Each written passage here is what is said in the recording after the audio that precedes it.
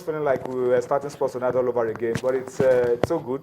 No problem about that. Let me read a few more comments on Twitter before I introduce to you those who have come in on the show. Joy Forever 74 says India and Australia will win this World Cup. I never understand. Schools don't have playing fields again. Just structures is killing us. I don't quite get it, but I think what he's trying to say is that schools need to work on those structures that we used to have if this game must truly come alive in Nigeria. Perex George at Perex009 says, I agree with you that we should build the right structure. For cricket, talent is not enough. We need the structure. That's what Perex George is talking about. Keep those tweets coming, and we will read out your thoughts to millions of those who are watching us across the world. We've made a change now, so let's talk football. Let me introduce the guys to you very quickly. From my immediate right, doesn't need too much of an introduction. He's our local league expert and has been waiting for this day for a long time. Nigerian teams on the continent, 4 of them. 1 at home, 3 have traveled out.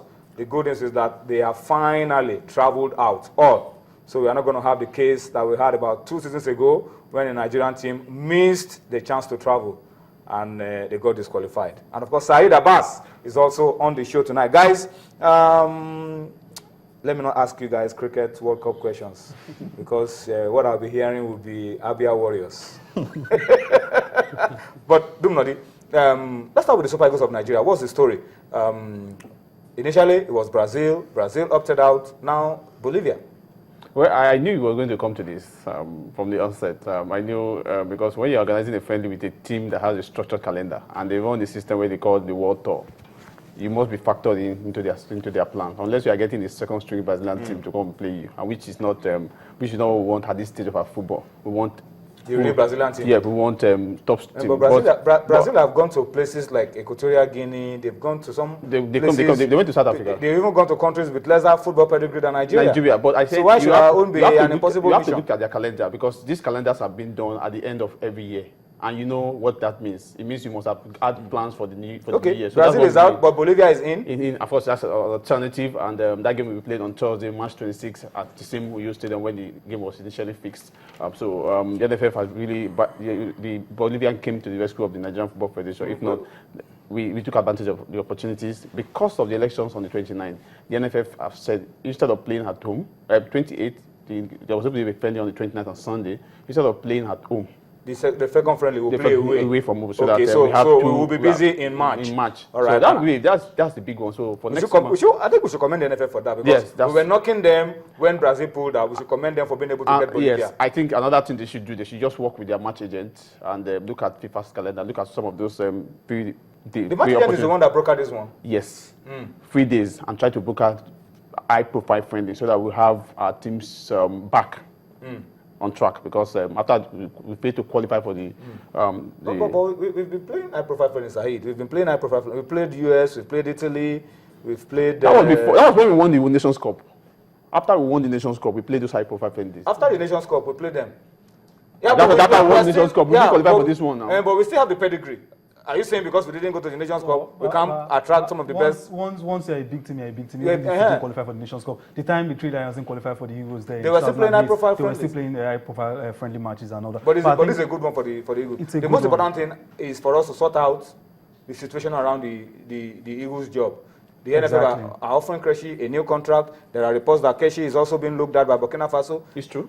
Yeah, it's true. So I went to the website of the. I saw the statement made by the president of the Burkina Faso. Yes. All right. So those are the issues that we need to sort out before these friendly games are played. Once that is sorted out, every other thing will be secondary. Playing Bolivia, playing Brazil. The most important thing is that the Eagles will be playing a particular team at that particular point in time. The Eagles will be busy. Exactly. And that's it's very key for us because World Cup qualifiers later this year, Nations Cup qualifier 2017. Just around the corner. I'm talking about beating the team. We don't want to repeat of what happened last year. So we just have to start everything now. Okay, Dumnodi, your team, you've spoken highly about the under-17 team, the Golden Eagles. They have arrived in Niamey, and we're looking forward now to the CAF Under-17 Championship. Let's talk about the Golden Eaglets. I mean, high-scoring side, youthful side, full of running. Emmanuel Amunike was part of the team that won no, they didn't win at the African League Championship. Yeah, I was talking about the World Cup. Yeah, the World Cup in United Arab Emirates. So this is a different set of players, a new set of squad. I think the way the NFF have gone with this age-grade competition is commendable for now. They played a lot of friendly games. They played in every I think almost all the geopolitical zones in Nigeria. Before this is one of the friendlies they played. Against Gabon. Gabon. So they won by how many goals? 7 goals. 5 goals. Five. You could see the kind of football they play.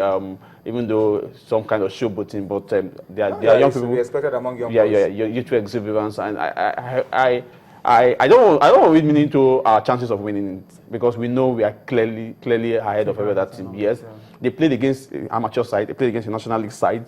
In their friendly games, and they did very well. They beat Team 9, they beat some Team 8.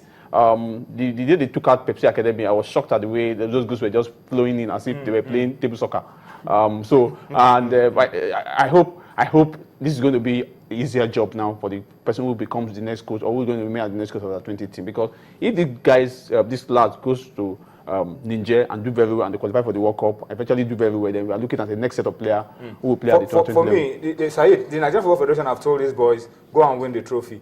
Yeah, you don't tell your team going into the tournament not to win the trophy. Most definitely. You tell them to win the trophy. But for me, it is more important for us to be able to raise the next, as Dumnodi said, the next generation of players, those who will be there for 15 years, 10 to 15 years, you know. That's what we should be looking at. In fact, we need not to be told that there should be a developmental process. It happens all over the world. In Europe, South America, where you get to see these players are playing for over 15 years for their national team. That's what we're talking about. Definitely, we want to play for pride. We want to win. Yes, we want the flag of the Golden Eagles to be raised up across the continent and also across the shores of the world. But the most important thing is that let these guys be able to play for us for several years. One the likes of Kanu who can play for us for 15 Look at Kanu. years. Kanu was in Japan 93. He was there. And Kanu retired in 2010. Even Joseph Yobo was there in Nigeria 99. So that's what we want to see. Them, those who will play 10, 15 years like that. for the national team. That's the target for us. Let's talk about the fixtures now of the CAF Under-17 Championship. What are the what fixtures are we looking at? Yeah, Nigeria is playing on Sunday. That's the opening game. Very tricky game for us because we are playing against the host nation, and it's important for us to also start well. You're going to be live on pay TV, but we are playing against Niger. That's the first game at 3 p.m. in Miami. We are in Group A. We see the other. We go to see the fixtures. Nigeria, the first game. The second game of Guinea the day. Zambia, Guinea and Zambia in the other fixture. Group B. That game we played on Monday. Ivory Coast against South Africa and Mali against Cameroon. That's the other games in Group B. All right, the 4 teams. Yeah, 4 teams qualify for the World Cup. The semi-finalists. Yeah. Anybody that is able to get to the semi-final. So if we get a good win against Niger, we put ourselves in good position to qualify for the next round. So we wish the boys the best of luck. So the game's on Sunday. Yes. Nigeria against Niger. 3 p.m. Guinea, 3 p.m. Nigerian time. Yes. All right. So if you want to watch it on pay TV, Nigeria, Niger, 3 p.m. on Sunday. Then Guinea, Zambia as well on Sunday. On Monday, Cote d'Ivoire against South Africa. Mali against Cameroon. All right. We wish these Nigerian teams the best of luck at the CAF Under-17 Championship. Let's step up very quickly, Dumnodi. Nigerian teams on the continent will also be busy this weekend.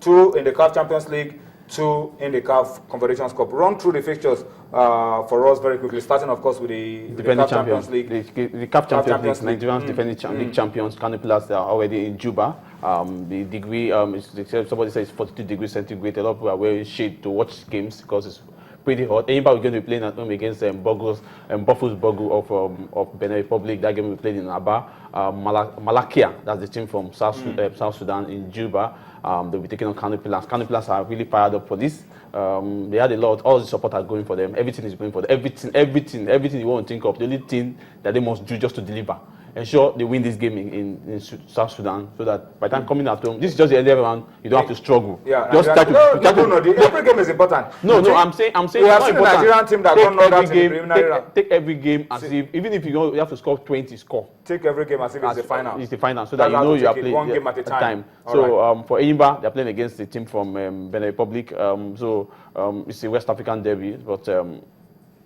Enyimba giving their pedigree the most successful Nigerian club in Africa, outside Nigeria. Outside Nigeria, so you must give them that respect. But they look like an heavyweight compared to the Benin side because of the kind of player. The man on the bench has won it before. Those on the pitch. The two teams are led by managers who have won it before. Enyimba, Kadri, Kano Pillars, Okemodi. So we're expecting better performance for this team.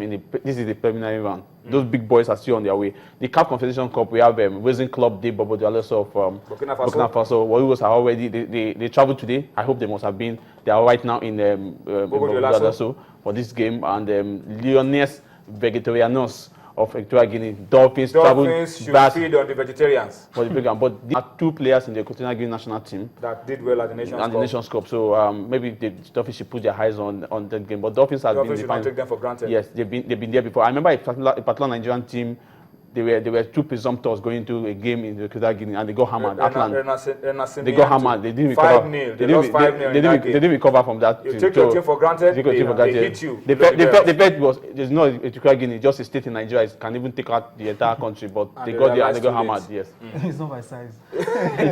All right. So we wish the Nigerian teams the best of luck. As the search for continental glory begins for Nigerian clubs. Let's go to Twitter very quickly before we come back and talk now about the FA Cup in England. But let me read a few comments on Twitter. Alunge Akinlolu at Akinzo has raised a very vital point on Twitter. He says, no Nigerian club has played in the group stage of both the CAF Champions League and the CAF Confederations Cup since 2012. Yes. And he's hoping that Kano Pillars and Enyimba and Warri Wolves and Dolphins will change all of that for us in 2015. That's very huge. And that is why Nigerian clubs are now having to play preliminary rounds, because our teams have not been doing well since 2012. All right, let's come to England now. Let's come to you, Saeed. FA Cup games in England this weekend. Plenty of games to look out for. Yeah. What games are you expecting to see? FA Cup is supposed to be giant killing competition, but let me run through the features for you. West Brom against West Ham, Blackburn against Stoke, Derby County against Reading, Crystal Palace against Liverpool, Aston Villa against Leicester. These are fifth round fixtures of the FA Cup selected fixture. We have some more fixtures as well of games to be played this weekend. Let's see the round of games. But a whole lot of Nigerians will be getting involved. Yeah, I think for me, I think it has to be Crystal Palace versus Liverpool there. Liverpool, a little bit of a revival coming from them there. They'll be looking at a way of defeating Crystal Palace there, but it's going to be very difficult for them. Alan Pardew, since taking over as Crystal Palace manager, has been able to throw that side. They've been getting a couple of wins, and in fact, they got a draw just midweek there. Okay, Bradford against Sunderland, Arsenal defending champions against Middlesbrough, Preston North End against Manchester United. These are the other fifth round fixtures of the FA Cup that will be taking center stage this weekend. Before we wrap up this segment, Arsene Wenger has been speaking. Middlesbrough, we have a Nigerian at Middlesbrough. Yeah, that's Kenneth Omeru. Kenneth Omeru, the Nigerian central defender, Super Eagles central defender, Kenneth Omeru. Arsenal fans will be hoping that he makes the kind of mistakes he made when Nigeria played against South Africa. But that's a top quality player. And if he's in the right frame of mind on his good day, single-handedly, he can shut Arsenal out of the FA Cup. But let's listen to Arsene Wenger. That would be very difficult. That would be very difficult. Let's listen to Arsene Wenger talk about Middlesbrough. We'll come back for more on Sports Tonight.